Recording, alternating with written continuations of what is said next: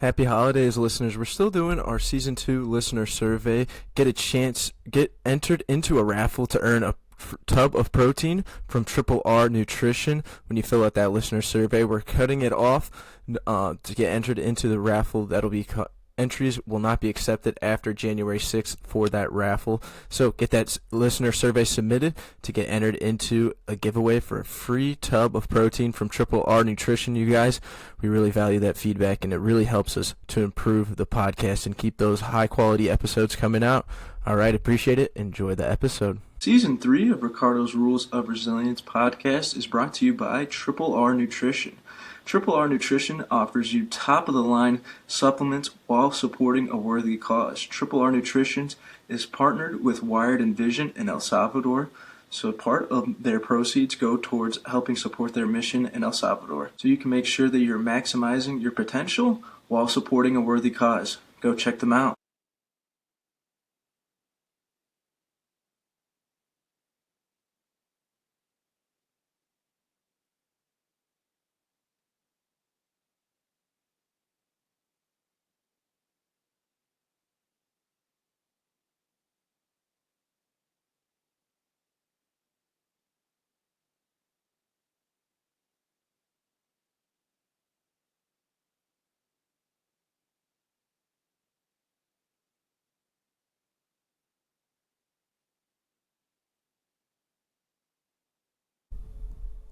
Happy holidays from Ricardo's Rules of Resilience podcast.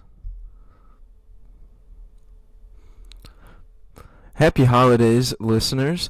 So we're still running our Season 2 listener survey. We really value that feedback. Earn yourself a free tub of protein from Triple R Nutrition. Happy holidays, listeners. So we're still doing that Season 2.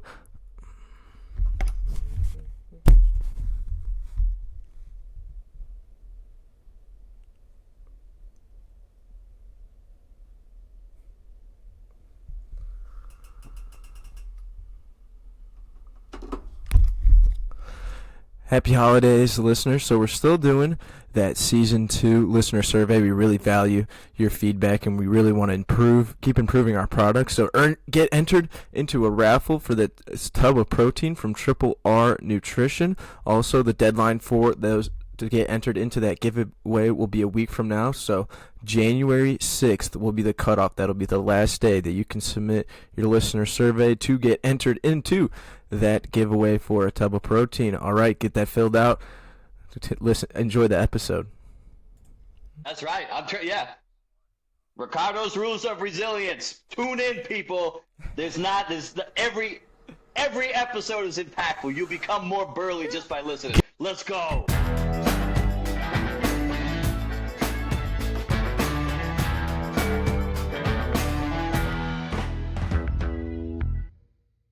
Welcome, everybody, to the Ricardo's Rules of Resilience podcast, the podcast where we give you the tools to withstand and recover from difficulties. I'm your co-host, Coach Alton, along with Coach Ricardo, and today, you guys, we got the magic lady in the house. Miss Amber Kivett is here with us today, and I am so pumped to get into it. She's got a great story for us and a lot of golden information. So, to start us off, thank you for joining us. I don't know if I said that earlier, but if you can give us a quick elevator pitch on who you are and what you're about. Yeah, thank you guys so much for having me. It truly is a pleasure being here with you guys. I'm going to say the easiest way to understand who I am is I was already in sports medicine in 2002 when I graduated from Purdue after 6 years. Was involved in a bad car accident and ended up with 8 spinal injuries, some head trauma, the onset of fibromyalgia, and was truly living the dream as I thought it was supposed to be on my roadmap.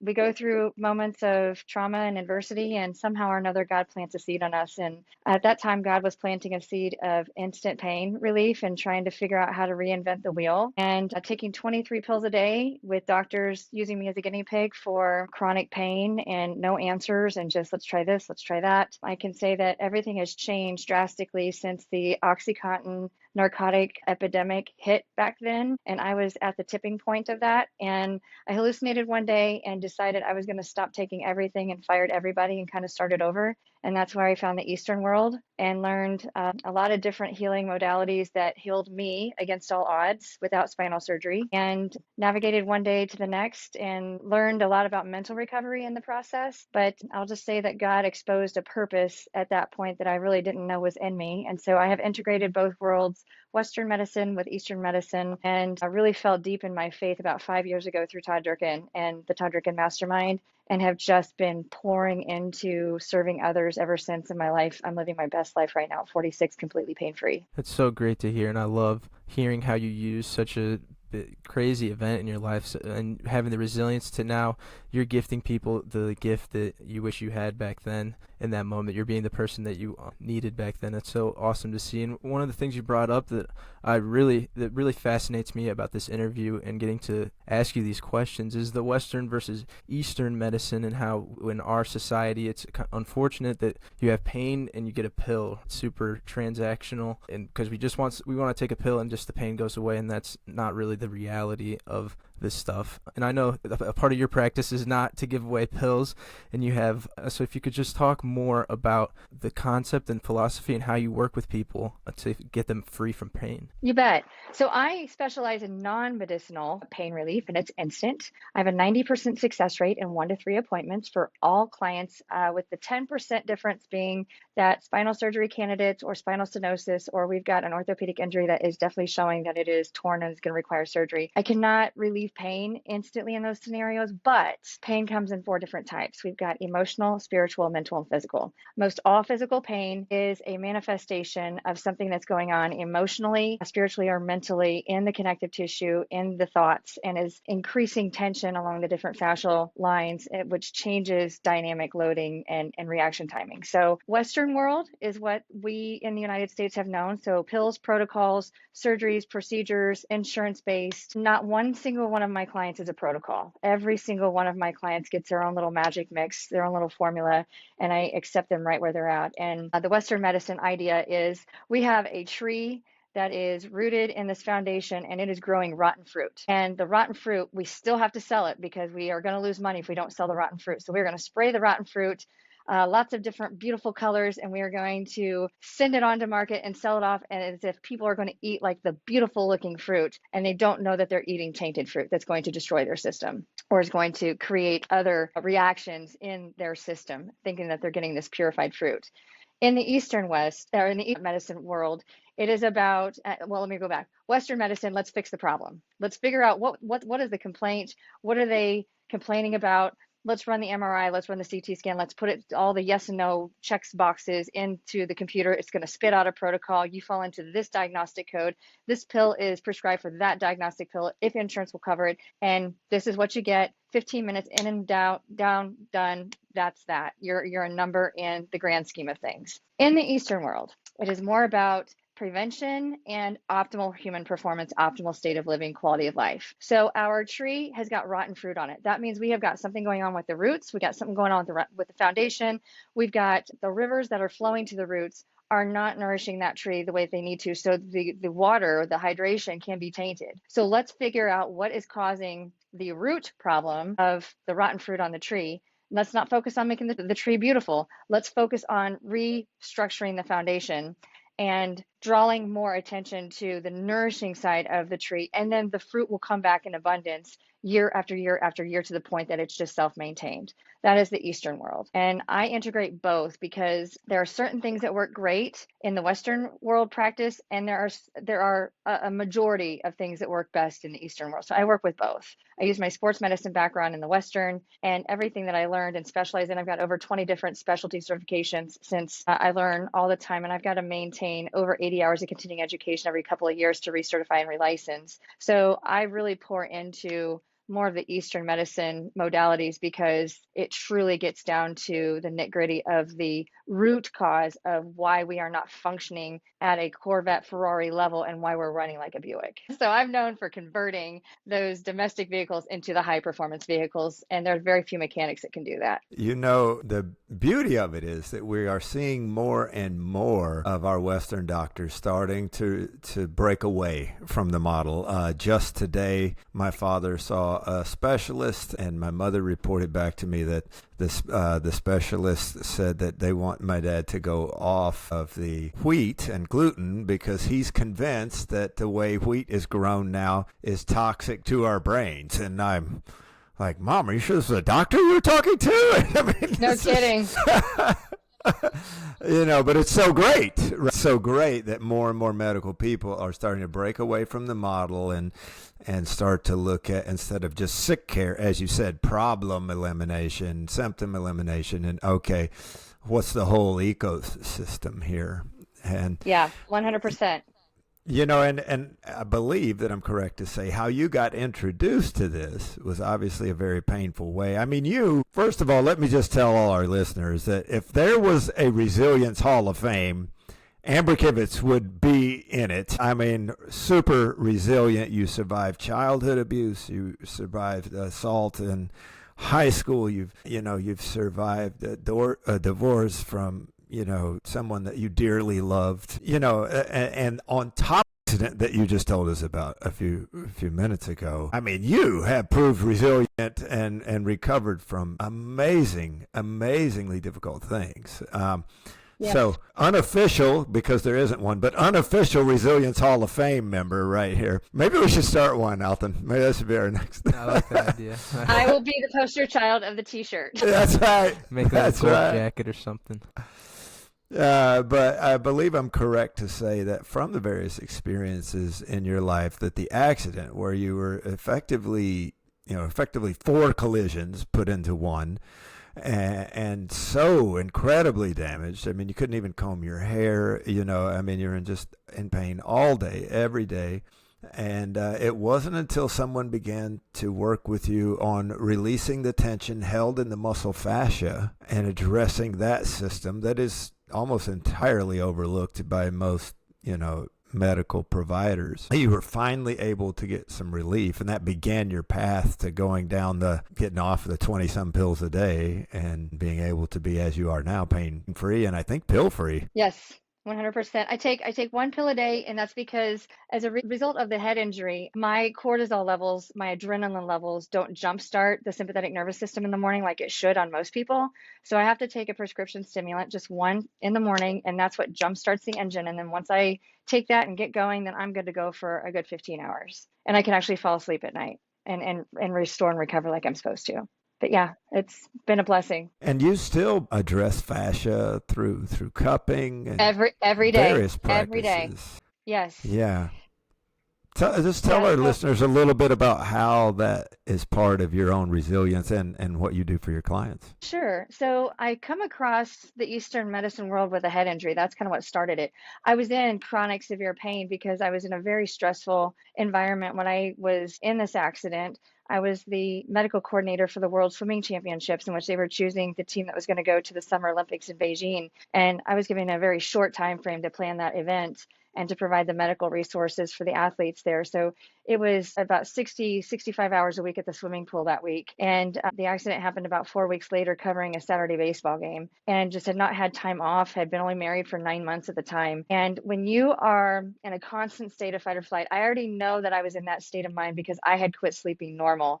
And I remember having to ask my team physician for a sleeping pill because I was way off cycle because of the amount of stress. I'd stay at the pool and work at the pool until midnight, and I was the last one out and the first one in, and those athletes get in there at 4:30, 5 o'clock in the morning, and I would have a 45-minute commute each way. So I was only sleeping 3 or 4 hours in between all of these events and working with Michael Phelps and some of the greatest athletes of the world at that time. And so I know I was already in a state of fight or flight because one of the greatest symptoms of not being in restorative state when you're supposed to be in restorative state is not being able to go into the circadian rhythm and falling asleep when you're supposed to and staying asleep. I would wake up in the middle of the night and remember to write things down of things I had forgotten to do or things that were important because I could not shut it off. So when you're involved in a traumatic situation and you have had a tremendous amount of stress, that's when the body kicks into high gear of autoimmune response. And back then, fibromyalgia was considered like the trash can diagnostics for if you have this list of symptoms, there's no objective data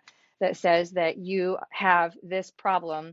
And because you have this list of symptoms, that's how we're going to categorize you and that's how we're going to medicate you. And by the way, there's no cure for fibromyalgia, but I'm here to tell you that that's full of shit. There's a cure. I don't have pain. The cure is movement. You have to move. And I moved against all recommendations of every doctor. They did not want me to move. They wanted me to lay and rest. And when I started moving 1 foot at a time, 1 step at a time, looking like an absolute idiot, just knowing that that was the only way I was going to be able to fight my way back, I felt better and better the more I moved. And they told me, there's no way you have fibromyalgia if you can move the way you're telling us you can move. And this is coming from a rheumatologist who specializes in that. So I was kind of the freak of nature that they really didn't know like what to do with because nothing that was supposed to help was working. But what we didn't know at the time was I had a head injury and all the side effects from all these drugs that they were pushing through my system was covering up the symptoms of the head injury. So I had no short-term memory for a while. I had super sensitivity to light, to sound, to touch, just anything and everything. Like my brain was not functioning the way it was supposed to. I could not think. Anything that increased blood pressure, hence don't move, would trigger a bigger headache. And then I wouldn't be able to see things very well. I had blurred vision, or I wouldn't be able to hear things. I would hear ringing in the ears, or I'd have this massive headache where I just want to lay down and go to sleep in a dark room and hope to God that I would wake up with less pain. And that was in addition to having 8 spinal injuries where the nerve is being pinched on the spinal column. So I had a lot of different things going on all at once. Fibromyalgia feels like you're being stung by a swarm of hornets. Like you've got bees all over you, and no matter who touches you, where you're moving, it is just constant pins and needles all over your body all the time on a severe high like threshold. So my husband at the time could not put his hand on me without me feeling like I was being, attacked, just having a sheet grazed across me. So I did a lot of therapy in aquatics because I could have control over being lowered into the tank in an accessible chair. And I could try and raise my legs up and down, which still is causing a lot of pain because of the spinal injuries. That was the only type of movement that I could respond to because of everything that was happening. So when it comes to what I do, I hired an Asian doctor after I hallucinated one day at home. My husband happened to be home at the time and asked me who I was talking to in the room because it was just he and I in the room. And when I told him that I was talking to my friends in the corner of the room and he told me that there was nobody there, that was a rude awakening that I really did not have control over my mind. And being raped in high school, where you lose control over your mind and you have power taken away from you, I refused to continue living my life that way. And so I told him, I said, I am getting off of everything. I don't care what I have to do.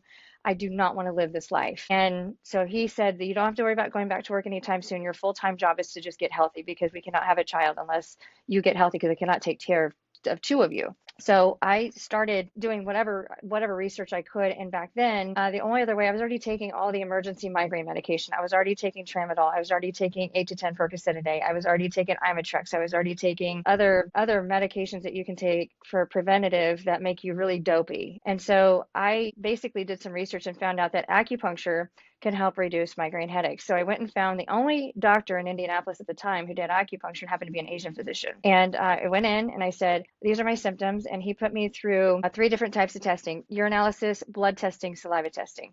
Saliva testing is what tests the cortisol levels around the 12-hour time frame, so you can measure exactly what your sympathetic nervous system is doing at the right time that it should be running on high level. If your cortisol levels are not at a higher level first thing in the morning when you wake up, your sympathetic nervous system is not jump starting. And the problem that I had with this head injury was I also was narcoleptic, and we didn't know that at the time because it was another residual problem of having a head injury covered up, but I actually was narcoleptic.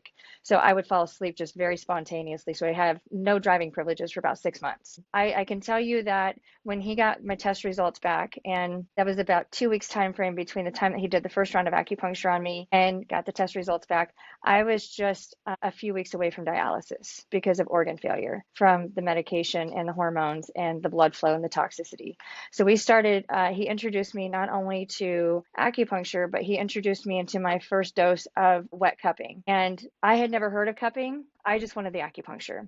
And he started winging me off of all these medications that I really, really didn't necessarily need, but thought I needed, because that's what the doctors made me think. And some of those medications you can't just abruptly stop taking, because one of them was an anti-seizure drug being used for pain management. It is the number one overprescribed medication right now, and it's what's called gabapentin. And gabapentin is known to cause the early onset of dementia, and is known for having foggy thinking and no short-term memory and extreme exhaustion. And I was taking a very, very high dose of it because they were using me as a testing subject. So I never lost any long-term memory. I just had no short-term memory. And there's other medications that they were experimenting with me on, like with narcotics. You cannot just go from taking 8 to 10 Percocet and 4 to 6 tramadols a day to 1 or 2, because your body goes into absolute shock, and then the pain threshold becomes much different. So I thankfully, God willing, did not have any addiction, no withdrawal issues. My body didn't develop a resistance to the narcotics. So I never developed an addiction, thank God, because that was the biggest problem that even now that we're still seeing. And they didn't have a controlled narcotic substance log or program back in that day, because the doctors were making a lot of money off of perks associated with overprescribing these narcotics. But 23 pills a day in combination with everything, and that really messes with the hormones, it really messes with the blood flow, and it really messes with the electrical highways of how the brain releases energy and commands to the remainder of the body, which travels through the fascia. When it came to Dr. Park doing wet cupping is they are using a flame. It doesn't necessarily have to be a flame, but they're using a cup and they're making cuts in your body. So if you have neck pain, they're taking a blade and they're actually cutting you about 30 times to making you bleed. And then they transfer the flame to the skin to create the vacuum, and they suction the cup on there, and then the blood is suctioned up into the glass, so you can actually see the stagnation of the blood that's being pulled through those cuts. Mine was chocolate brown when he started doing that, and I cried the entire treatment for a total of 12 weeks of treatments, because I felt like I was burning alive because of the amount of pain of fibromyalgia and the bleeding and the chronic pain altogether. The body, basically fibromyalgia is a miscommunication that there's something wrong with the body, and there's nothing wrong with your body. There's a miscommunication. So there's something that you feel the pain that there's something wrong, but there's nothing wrong with you. And so I felt like I was burning alive for the first several treatments, and he continued to do that, and then he would follow with acupuncture immediately following, which kicked the headache. So I went for the first time since that accident without a headache after he did acupuncture and cupping combined the first time. And I went without a headache for about 3 days. And when you have a headache all day, every day, 3 days, I'll take it all day, every day, right? And so after about 12 weeks of those wet cupping treatments of what we call systemic blanket cupping. So they have these giant cups on you with blood being pulled into the jar. And then the rest of the cups are just heat transferred through fire. So I probably had 30 to 40 cups on me all at once. And 4 or 5 of those were filling up with blood that he would cut me to make that reaction happen. So chocolate colored blood when I started, excruciating pain, cannot sleep at night, cannot walk up and down stairs, cannot even walk normal. I could waddle, but I couldn't walk normal. 12 weeks later, blood is bright red, cherry red, and no longer taking medication except for a few odds and ends to try and re-regulate my hormonal response. And now I'm walking a lot better and able to roll over in bed by myself, and no spinal surgery. So in all, he started doing what is called dry cupping. And dry cupping is they do the exact same thing, but they don't cut you to bleed.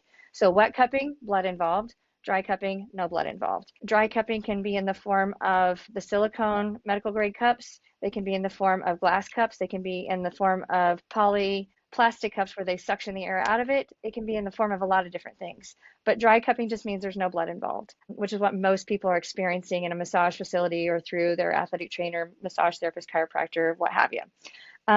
So all in all, I learned cupping was what saved my life with acupuncture, and I started moving better and better. And the tipping point for me of getting off the pain medication altogether was taking an unexpected road trip to Myrtle Beach on spring break a year after the accident happened. And I had not planned on going to the Biltmore estate halfway on the adventure, and that was one of my bucket list items, locations to actually experience. So we walked into the Biltmore estate, and I wanted to see the pool, and the pool was not part of the handicap accessible tour. So there's no elevators, which means you're going to be walking up flights of stairs. And I didn't take the pain pill inside with me to take it. Didn't even think about it. I mean, I had it with me in the car, but it wasn't going to inconvenience everybody else by having to walk all the way back out of the car.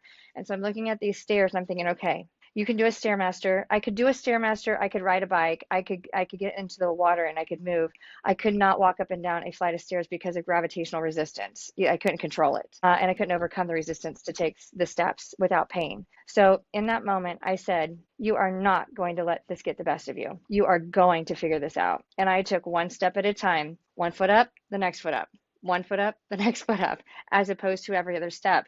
And thankfully, the Biltmore steps are much narrower because of the years that it was built. So I was taking half steps up and I was able to walk on that entire tour and see the pool. And it was a couple of hours that we were walking up and down the stairs and I got to experience everything I wanted to see. And something magical happened when we got out to the Rose Garden and we're walking through the planetarium. I didn't have pain like I was expecting to have. So I guess my point here is I figured out that I didn't have to take a pill in order to feel relief. The doctors made me think that I had to have the pill, which made me automatically go looking for the pain, which meant that I had to trigger the response of actually popping the pill. We got to a national park in which Chimney Rock Park, where you are walking multiple stones to get to the top of this ginormous rock. And there's a gift shop at the very top that you can buy a magnet or a t-shirt that says, I made it to the top of Chimney Rock. And so we went there the next day and hiked a couple of waterfalls and I did not take the pill. And I did just fine. So I still have that magnet and I still have a photograph of the first moment that I remember. And I was over 200 pounds when I did that. And I don't even look human in that photo, but did not realize that that was going to be a monumental moment in my life until about 5 years ago. And that was in 2006. 2007 was when I tried to go back to work because at this point, okay, you can move without a pill. But what most people don't understand with recovery, especially traumatic chronic pain recovery, is the line is not straight up if you're at the bottom of the hill, bottom of the mountain. It is winding 2 steps forward, 4 steps back. And so it took me a whole nother year of rehabilitating myself, having a massage therapist working with me 2 hours a week on my tissues, having a chiropractor adjusting me and teaching me what I was feeling, which was something I'd never experienced before. I hired a chiropractor who worked with professional athletes. So I got a much different application versus your traditional chiropractor that's rotating the door fast. And I hired a psychologist to teach me how to play the line of pain and how to understand my new reality, my new identity, and didn't realize how much mental plays into the physical until I hired the psychologist and understood how to figure out like what I was truly in control over. So all in all, went back to work 2 years after the accident and hated what I did as an athletic trainer in the school corporation because all kids had to come see me and they were hateful to coming in to see me. And I thought I did not fight back for my life to come back to this. And so I left and I went into working with senior citizens as a personal trainer, working minimum wage at a towel counter folding towels and just observing how easy it was to work with them and how nobody wanted to work with them. And I thought, well, I can make more money doing this as a strength coach than being in sports medicine. So I left the sports medicine industry for a while and really poured into performance training and my strength coaching. And that's when I met Todd Durkin. And Todd Durkin was the first man to teach me that I could do anything I wanted to do when I did a workout with him, training like the pros. And that was the first time that I could do an agility ladder pattern. That was the first time I could sprint. That was the first time I did push-ups, that I did all these crazy movements. And I felt like I got hit by a truck in the next 2 days, but I could still do it. After all these doctors told me you're not going to be able to do what you want to do. And so I can go pound sand. That's how I feel about that. But what I do now is I immersed myself after realizing that I really missed being able to help people from the sports medicine standpoint. I still love coaching. I still coach. I actually call myself a coach instead of a therapist, but I still love doing the human performance coaching. And so I have integrated in my system of instant pain relief. The system is being labeled as KIPPERS, KIPRS, and it's Kivett Instant Pain Relief Systems under the umbrella of Kivett Kinetic Solutions. And I'm known for the Magik. And so Magik is an acronym. It is motivation, it's acceptance, it's greatness gifts, it's inspiration, and it's kindness. And so it's motivating others to wanting more for themselves and doing more for themselves by accepting them right where they're at, no matter how bad it is, no matter where. Most people are at rock bottom when they see me. They've already been through all the channels, accepting them right where they're at and not judging them at all, because that's not our role. Recognizing that we have all had planted gifts within us and we all have greatness within us, and inspiring that to come out by just being kind to those people. And that's what the Magik sprinkle is all about. And it's different for every person. But the fascia connective tissue system is the most important sensory system of the human body. And it actually governs the brain, but nobody will accept that. The Eastern world, the European physicians have been able to prove it. The Western doctors will not talk about it because there are 6 things that really piss off that system: drugs, surgery, stress, too much movement in the same direction, not enough movement at all, and hydration. And if we pamper the fascia the way it is meant to be pampered, Western medicine goes broke. Wow, it's so powerful. I loved hearing your story about overcoming it, and just such a powerful moment, like just taking it one step at a time up those ladders, just slowly making the progress. It's such a powerful way to look at the journey. And I had a coach tell me once, like, success, you go up a little bit and you come back down. You go up a little bit further and you come back down. It's never linear. As much as we want it to be, it's never going to be linear. Never. And let me share something with that. You mentioned success. Success is getting what you want, and happiness is enjoying what you get. Be very careful what you chase in the form of success, because being married to a man I was with for 27 years, I thought, if we do this, then this. If we do this, then this. And we just kept grinding. And I was chasing like what appeared to be, or what I thought would feel like success. And what I learned with success within my own self-worth being is I already had what it took into me to being happy within myself, but that's not what made me successful. I was chasing success in the wrong thing and was not happy when I actually had it all, until I realized that I didn't need what I thought I wanted in order to truly be happy, that was truly a spiritual thing from within. It was not something on the outside. So be careful with when you mention success. Success is getting what you want, and happiness is actually enjoying what you get.